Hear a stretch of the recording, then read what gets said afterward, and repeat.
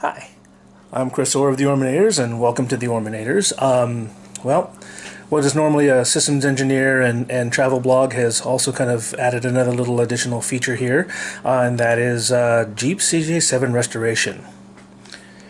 If you see this little bad boy here that I have in my garage, it just arrived yesterday, and is kind of a little bit of an interesting history.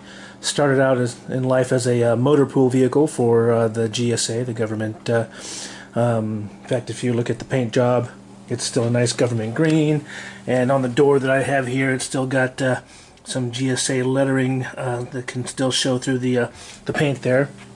My best friend from high school bought this 1981 CJ-7 in 1985 on auction from the GSA there, and we drove it all through high school. I had my own Jeep, and we were both the Jeep buddies, I guess, if you will. We always went four-wheeling together.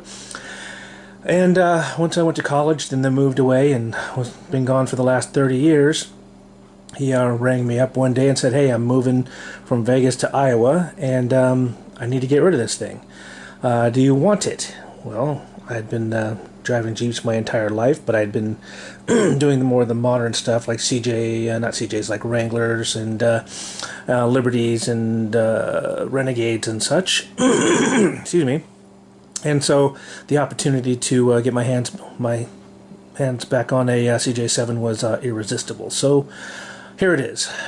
Shipped it up here, and you can see it's a bit of a wreck here, and I'll be over time kind of very slowly restoring it. It's been sitting not running for about 10 years now, so there is a ton of work that needs to be done.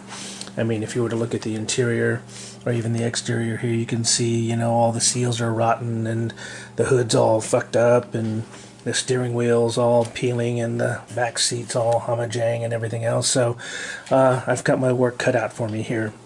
He doesn't even have the keys for it, so I'm going to be having to do a whole lot of work. Almost a I don't want to say full restoration. I don't know if I've got that kind of time, but to get it running, it's going to be a lot of work. So I've got some pictures of it when it was didn't even have good tires on it. The tires were all rotted and flat. Those are new ones that I had just put on there before I brought it up here.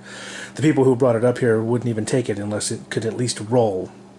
So had to pay for tires before I even got the Jeep up here or even got it running. So there you go. That's where I'm at, and over time you're going to see me do a little bit of a restoration job.